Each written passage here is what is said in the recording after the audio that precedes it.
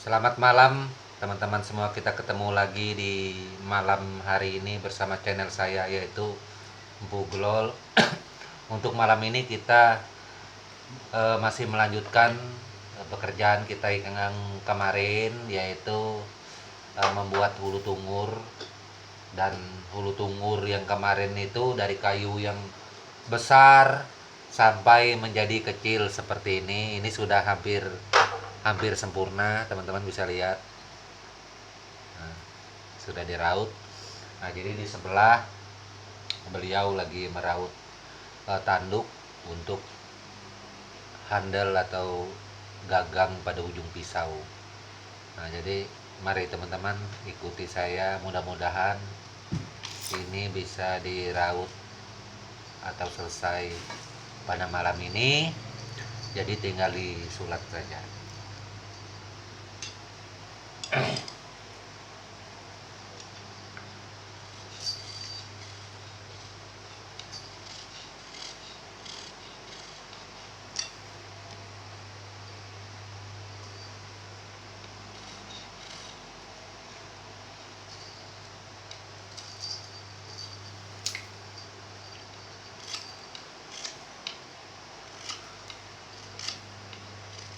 Meraut, mengerjakan hulu tungur ini kita harus berhati-hati dan jangan terlalu terburu-buru, karena pisau yang kita pakai ini itu kan tajam. Nah, kalau kita yang belum terbiasa memakai atau menggunakan pisau, ini bisa luka kena tangan gitu. Dan sekaligus supaya teman-teman melihat semua cara menggunakan anak pisau seperti biasa. Dan ini berulang kali pernah saya sampaikan buat teman-teman semua yang pemula, yang baru belum pernah memegang anak pisau itu seperti apa, cara menggunakannya seperti apa, maka bisa dilihat langsung ketika saya melakukan pekerjaan ini. Nah, seperti ini. Jadi menggunakan anak pisau ini sangat berbeda dengan kita menggunakan lading. Nah, kalau lading kita megangnya tidak seperti ini. Nah, kalau lading kan seperti ini dia. Nah, gini. Jadi apabila kita melihat ada seseorang yang meraut tanduk atau apa aja atau kayu, apabila dia memegang pisau ini seperti ini terus, nggak ada perubahan, berarti itu baru belajar. Nah, dia belum pernah memegang pisau. Nah, biasanya kalau orangnya memang sering dan terbiasa memegang pisau, dia nggak seperti itu terus. Nah, dia kadang-kadang kalau semuanya seperti gini, ya kan, boleh. Nah, tapi dia nggak gitu terus. Paling nggak dia jepit di sini seperti ini. Nah, ya kan, dijepit di sini. Nah, kalau nggak dijepit di sini, dia di sini. Itu, itu seperti ini kan. Nah, lihat kami berdua sama caranya. Gitu.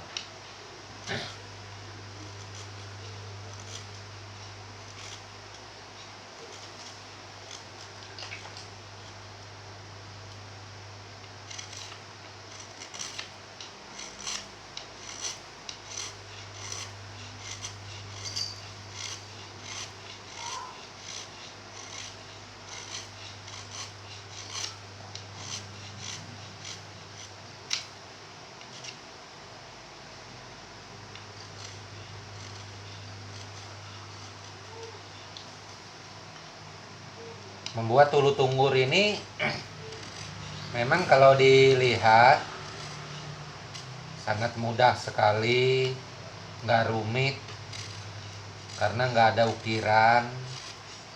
Tapi pada kenyataannya sudah 3 malam ini sudah belum selesai juga ini hulu tungur. Nah, itu. Jadi Kalau ada yang berpendapat membuat hulu tunggur karena nggak ada ukiran itu mudah, itu pendapat yang salah. Hulu tunggur ini susah membuat karena ada bentukan-bentukannya. Memang kita harus perhatikan, nggak boleh lepas dari bentukan yang asli.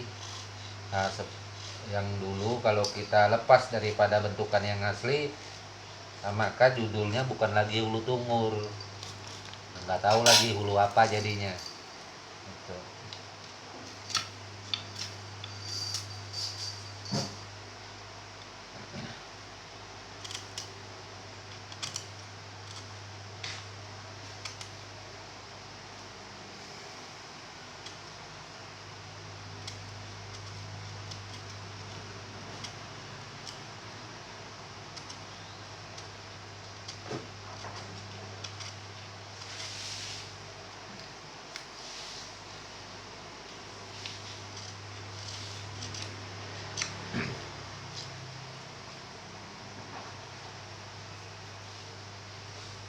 Ini kan dari akar ulin, jadi seratnya ke sana kemari nggak nentu arah. Kita meraut juga di dalam posisi ini berputar-putar, nggak menentu mengikuti arah serat. Nah, kalau kita memaksakan sumpamanya serat itu kita paksakan raut ketika dia keras, nah, maka dia akan sompel, nggak bagus.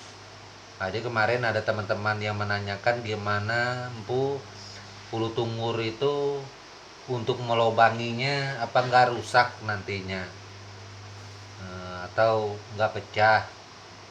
Nah, jadi kalau untuk melobangi hulu tunggur, kalau berapa kali saya lakukan, saya memakai mata bor supaya cepat untuk memasukkannya ini.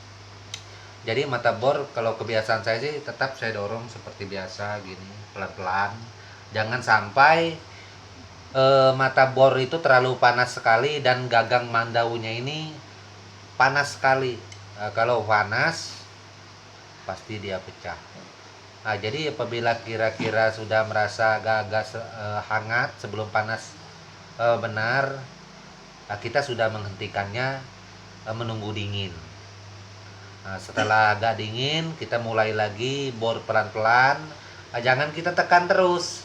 Nah, masukkan, tarik begitu terus, kita istirahat lagi.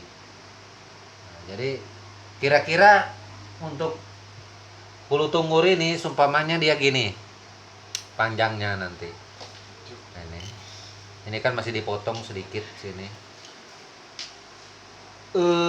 Kita ngebor itu minimal harus sampai di sini, kedalamannya itu hulu tunggur.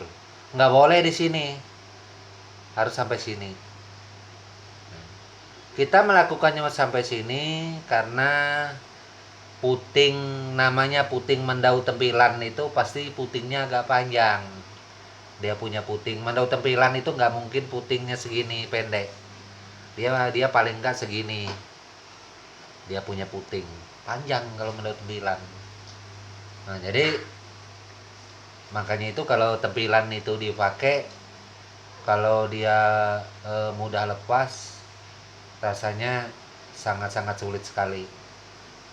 Bukan hanya tempilan, mendau-mendau kerja pada kami orang benua, rata-rata putingnya agak panjang. Kami nggak ada putingnya yang pendek. Kalau putingnya yang pendek itu biasanya kekuatan daripada mendau itu dengan gagang yang kita pegang ini, dia nggak kuat.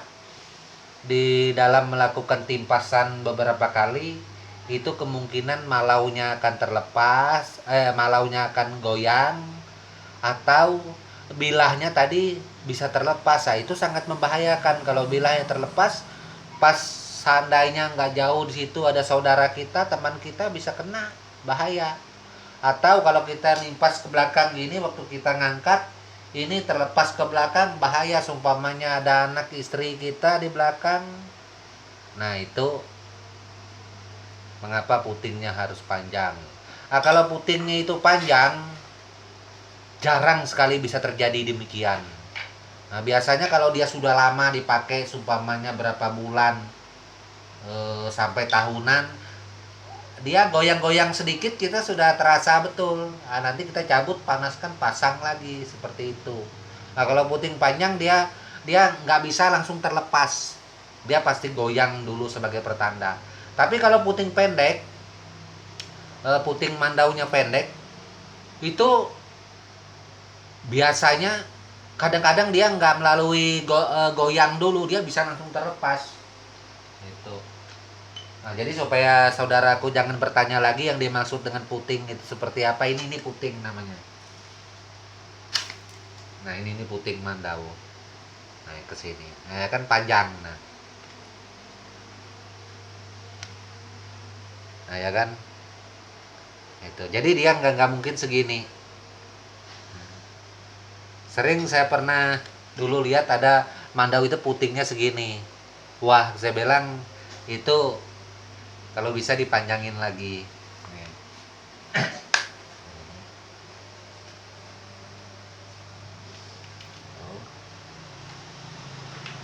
Kita lanjut lagi perahu Tulu Tungur.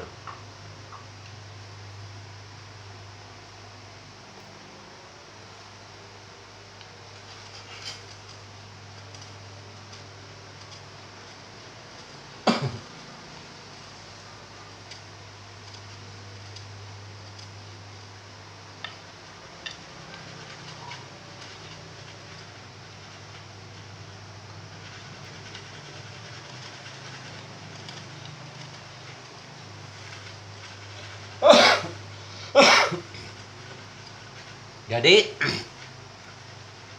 kenapa puting itu di ujungnya harus dipelintir kayak bor sedikit.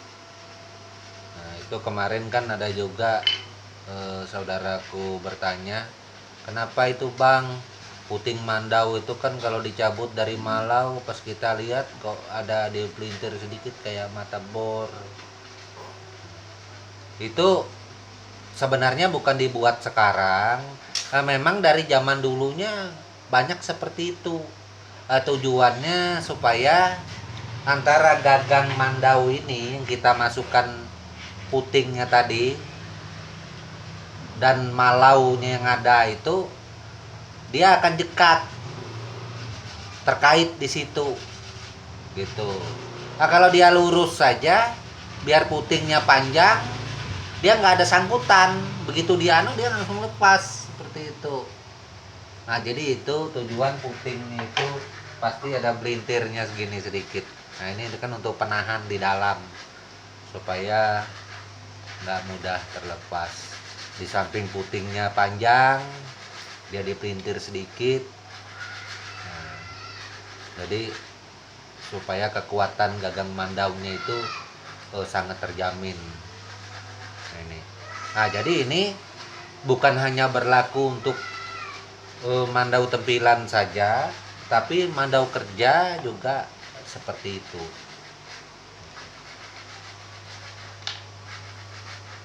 Kita lanjut lagi.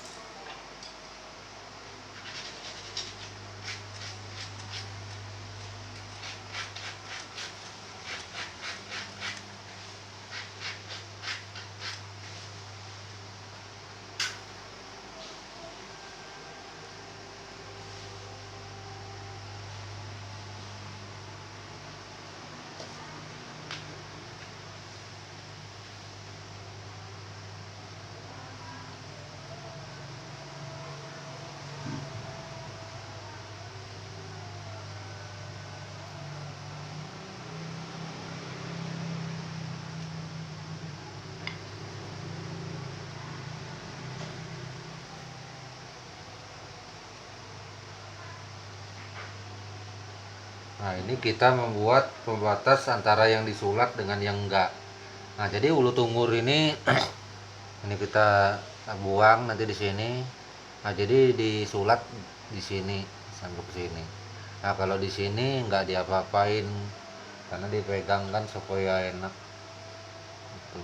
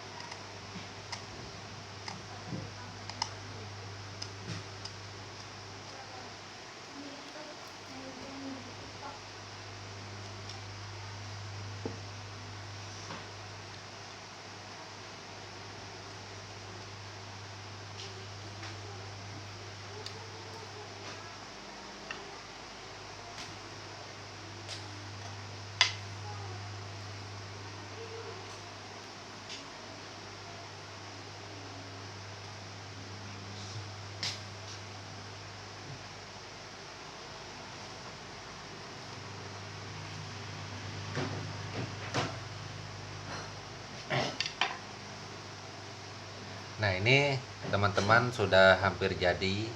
Ini tinggal kita raut saja di sini. Nanti tak lama kemudian jadi. Jadi orang tua dulu kalau mandau tempilan seperti ini ulu tunggur, karena ini merupakan mandau tempilan khas yang memang dibawa kemana-mana untuk jaga diri, untuk pertahanan di dalam menghadapi situasi yang tidak aman dan tidak kondusif. Maka mandau tempilan hulu tunggur ini merupakan senjata yang dianggap paling pamungkas pada zamannya. Makanya setelah habis ini dilobangi, sebelum pemasangan bilah mandau putingnya dimasukkan di sini, biasanya di dalam ini dibuat syarat. Syarat bermacam-macam. Ada yang membuat beras, ada yang membuat air susu, ada yang membuat kayu-kayuan, serta rajahan dan lain-lain. Nah, jadi setelah itu dibuat, malau dimasukkan, baru dimasukkan puting tadi untuk syarat. Nah, jadi mandau tempilan memang difungsikan bukan untuk mandau bekerja, tapi mandau untuk jaga diri, pertahanan, serta untuk menghadapi dalam situasi apapun di zamannya. Nah, jadi kita di zaman sekarang ini hal semacam itu ada juga teman-teman yang masih menggunakan, ada juga yang enggak. Nah, seperti itu ya, semua itu tergantung daripada pribadi masing-masing. Saya meskipun bercerita seperti ini bukan berarti saya Empu Glol menganjurkan harus melakukan seperti itu, enggak. Saya tidak pernah menganjurkan.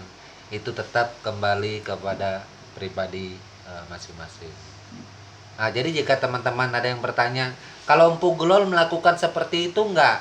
Kalau saya tetap melakukan, karena itu sudah memang bagian daripada hidup saya, jati diri saya selaku yang memang orang yang bergelut di dalam budaya selama ini. Nah, karena selain itu juga saya punya prinsip yang sulit dirubah, hidup dan matiku tetap kepada budaya. Nah, jadi hanya itu yang dapat saya sampaikan buat teman-teman semua untuk petang ini. Semoga saja ini berguna tentang masalah hulu tunggur. Dan untuk hulu tunggur nggak mungkin saya jelaskan lagi karena ini sudah termasuk jadi, tinggal sedikit lagi sudah 90%, hampir 100%. Nah, jadi saya pamit dulu. Besok kita ketemu lagi dan saya ucapkan salam budaya. Mohon maaf kalau ada kata yang salah. Tapi untuk kita semua, salam, amin. Selesai.